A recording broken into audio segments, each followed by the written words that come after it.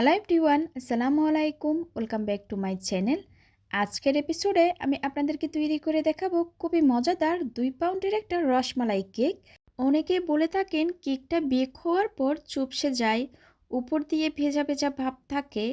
আজকের রেসিপিটা কিন্তু ডিটেলস আকারে শেয়ার করা হয়েছে, তাই ভিডিওটা স্কিপ না করে সম্পূর্ণ দেখতে থাকুন। আশা করি আজকের রেসিপিটা আপনাদের ভালো লাগবে। ভালো লাগলে প্লিজ আমার চ্যানেলটা সাবস্ক্রাইব করার জন্য অনুরোধ রইল। চলুন তাহলে রেসিপিটি দেখে নেওয়া যাক। প্রথমে আমি শুকনো উপকরণগুলো চেলে নিব।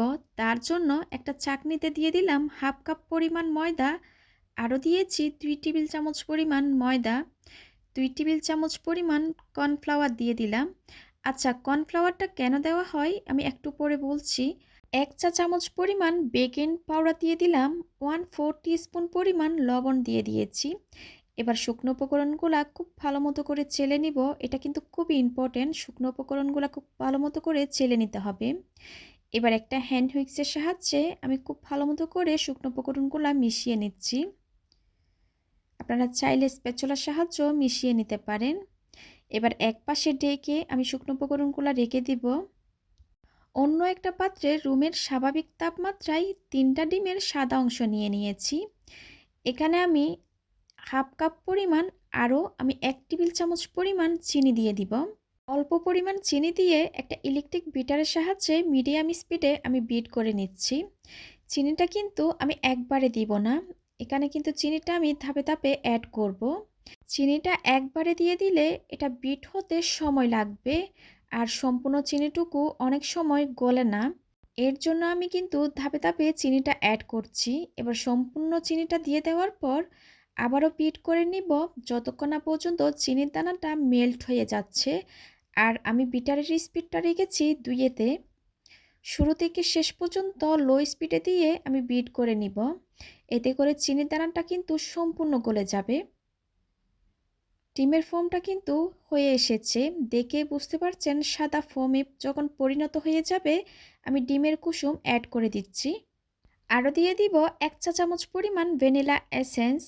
আমি এখানে 2 টেবিল চামচ পরিমাণ রান্নার সয়াবিন তেল দিয়ে দিয়েছি। কোনো ক্রমে এটা ভিডিওতে আসে নাই, আপনারা কিন্তু অবশ্যই 2 টেবিল চামচ পরিমাণ তেল ব্যবহার করবেন। আবারও লো স্পিডে আমি 10 থেকে 15 সেকেন্ড বিট করে নিয়েছি। এটা কিন্তু ওভারবিট করা যাবে না। সব কিছু যখন একত্রে ভালোভাবে মিশে যাবে আমি বিটারটা অফ করে নিব। এবার শুকনো উপকরণগুলো আমি ধাপে ধাপে অ্যাড করব। অল্প পরিমাণ শুকনো উপকরণগুলো দিয়ে আমি একটা হ্যান্ড হুইক্সের সাহায্যে আলতো হাতে ফোল্ড করে করে শুকনো উপকরণটা মিশিয়ে নিচ্ছি। এই পর্যায়ে কিন্তু তাড়াহুড়া করা যাবে না। আর শুকনো উপকরণগুলো মেশানোর ক্ষেত্রে কিন্তু সবসময় একদিক দিয়ে ঘুরিয়ে ঘুরিয়ে এভাবে করে মিশিয়ে নিতে হবে। আপনারা যদি উল্টাপাল্টা করে শুকনো উপকরণগুলো মিশান তাহলে কিন্তু কেকটা অনেক বেশি ফুলে গিয়ে ঠান্ডা হয়ে যাওয়ার পর চুপসে যাবে। এবার বলছি কর্নফ্লাওয়ারটা কেন দেওয়া হয়। সাধারণত আমাদের দেশে যেসব ময়দা পাওয়া যায় সেগুলা অনেক বেশি স্ট্রং হয়ে থাকে, কেক বানালে কেক শক্ত হয়ে যায়। তাই আমরা ময়দাটাকে উইক করার জন্য কর্নফ্লাওয়ারটা ব্যবহার করে থাকি। আশা করি বুঝতে পেরেছেন কর্নফ্লাওয়ারটা কেন দেওয়া হয়। শুকনো উপকরণগুলো আমি 2 থেকে 3 বার করে মিশিয়ে নিয়েছি ব্যাটারের সাথে। আপনারা কিন্তু অবশ্যই 2 থেকে 3 বার করে শুকনো উপকরণটা মিশাবেন, এতে করে ডিমের ফোমটা বসে যাবে না। এবার একটু স্প্যাচুলার সাহায্যে আমি মিশিয়ে নিয়ে ব্যাটারের ঘনত্ব দেখিয়ে দিচ্ছি। ঠিক এরকমই হবে। এ পর্যায়ে আমি ওভেনটা প্রিহিট করতে দিয়ে দিয়েছি 10 মিনিটের জন্য 160 ডিগ্রিতে। এবার সম্পূর্ণ ব্যাটারটা 6 ইঞ্চি মোল্ডে আমি ঢেলে নিব।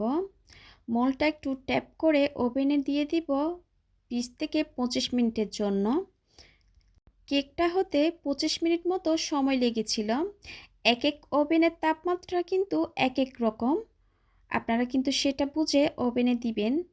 আর আপনারা যদি চুলায় করতে চান আমার চ্যানেলে কিন্তু অনেকগুলা কেকের রেসিপি আছে, চাইলে ওইখান থেকে দেখে নিতে পারেন চুলায় কিভাবে বেক করবেন। দেখুন ঠান্ডা হয়ে যাওয়ার পর কেকটা আমি মোল্ড থেকে ছাড়িয়ে নিয়েছি। কতটা স্পঞ্জি হয়েছে। আপনারা যদি হুবহু আমার রেসিপি ফলো করেন তাহলে কিন্তু আপনাদের কেকও এরকম স্পঞ্জি হবে। এবার একটু আমি আপনাদেরকে স্লাইস করে দেখিয়ে দিচ্ছি। আপনারা চাইলে 4টাও করতে পারেন। আমি আজকে 3টা লেয়ারে ভাগ করে নিব।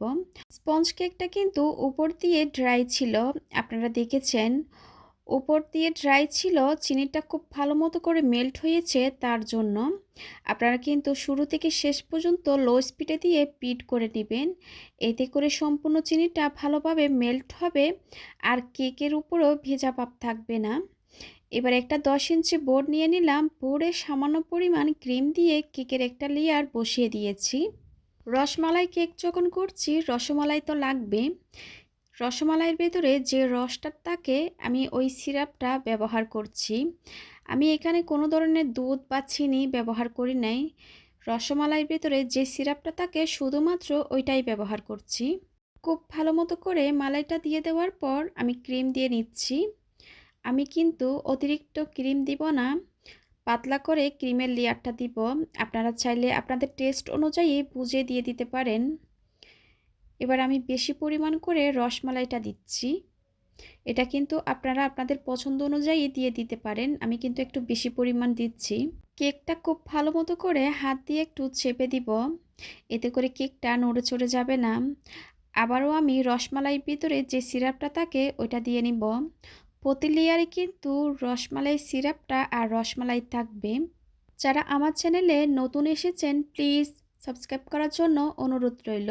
সাথে থাকা বেল আইকনটি ক্লিক করবেন, এতে করে আমি কোনো রেসিপি আপলোড করলে আপনারা সাথে সাথে নোটিফিকেশন পেয়ে সবার আগে ভিডিওটি দেখতে পারেন। আমি আবারও ক্রিম দিয়ে নিব। এই ধরনের রসমালাই কেকের রেসিপি কিন্তু ক্রিম সহ ডিটেলস আকারে আমার চ্যানেলে কিন্তু ভিডিও দেওয়া আছে, চাইলে সেখান থেকে দেখে নিতে পারেন। আজকের রসমালাইটা কিন্তু আমি বাইরে থেকে কিনে এনে দিচ্ছি, আপনারা চাইলে সেটা ঘরেও বানিয়ে নিতে পারেন। আমার চ্যানেলে কিন্তু অলরেডি ভিডিও দেওয়া আছে, চাইলে সেখান থেকেও দেখে নিতে পারেন। ভুলবশত আমি কিন্তু কেকের লেয়ারটা বসিয়ে দিয়েছি, আবার কিন্তু তুলে আমি খুব ভালো মতো করে রসমালাই দিয়ে নিলাম। আপনারা কিন্তু প্রতি লেয়ারে রসমালাইটা আর সিরাপটা অবশ্যই কিন্তু দিবেন। এবার তৃতীয় লেয়ারটা বসানোর পর আমি উপরে কিন্তু খুব ভালো মতো করে রসমালাইয়ের সিরাপটা দিয়ে নিলাম। এবার কেকটাকে আমি খুব ভালো মতো করে ক্রাম কোটিং করে নিচ্ছি। আমি কিন্তু সব কেকের ক্ষেত্রে কিন্তু ক্রাম কোটিংটা করি, এতে করে পরবর্তী যখন ক্রিমটা দিব তখন কেকের ফিনিশিংটা খুব স্মুথভাবে আসবে। উপরে ক্রামগুলো কিন্তু তখন উঠে আসবে না। কেকটা খুব ভালো মতো করে ক্রাম কোটিং হয়ে গেলে আমি ফ্রিজে রেখে দিয়েছিলাম আধা ঘন্টার জন্য। আধা ঘন্টা পর কেকটাকে আমি আবারও ফ্রিজ থেকে বের করে নিয়েছি। এই পর্যায়ে আমি কেকের সাইডে আর উপরে খুব ভালো মতো করে ক্রিমটা দিয়ে নিচ্ছি একটা প্যালেট নাইফের সাহায্যে। আপনাদের হাতের কাছে প্যালেট নাইফটা না থাকলে স্কেল দিয়েও এই কাজটা করতে পারেন। কেকের সাইডে খুব ভালো মতো করে ক্রিমটা আমি ছড়িয়ে দিচ্ছি। এই পর্যায়ে মোটা করে ক্রিমটা দিব, এতে করে কেকের ফিনিশিংটা খুব স্মুথভাবে করতে সুবিধা হবে। আর অতিরিক্ত ক্রিমটা কিন্তু আমি একটা স্ক্রাবারের সাহায্যে তুলে নিব। প্যালেট নাইফের সাহায্যে কেকের গায়ের উপর খুব ভালো মতো করে ক্রিমটা দিয়ে নেওয়া হয়ে গেছে। এবার উপর সাইড দিয়ে অতিরিক্ত ক্রিমটা আমি তুলে নিব। একটা স্ক্রাবারের সাহায্যে আমি কিন্তু কেকটা স্মুথ একটা ফিনিশিং দিয়ে নিচ্ছি। আর স্ক্রাবারটা কিন্তু আমি ট্রায়াঙ্গেল করে ধরেছি। সাইডে যখন স্মুথ একটা ফিনিশিং হয়ে আসবে আমি প্যালেট নাইফের সাহায্যে উপর সাইডও স্মুথ করে নিচ্ছি।